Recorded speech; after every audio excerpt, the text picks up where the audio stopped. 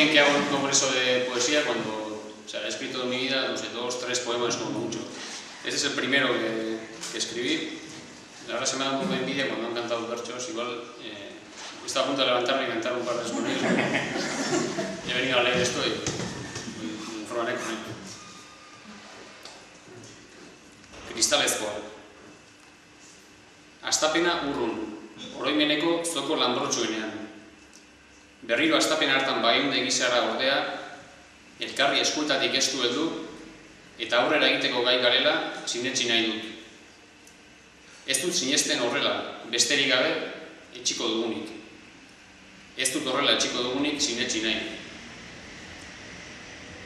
Bagenekien ezinbestekoa zela geroren buruak bideko arantzen ziztadak jasateko prestatzea, eta hala egin uste izan genuen.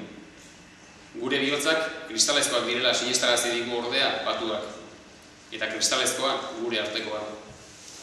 Auskorregia, aukeran, berunezko egunerokotasunaren aldean. Ari mehe batetik zintzilik, lurrera noiz eroriko zain dagoen, kristalezko bolatxoaren gutxekoa ginean. Uste baino lehenago heldu da, eskuak askatu eta indarrez erratza astintzeko garaian.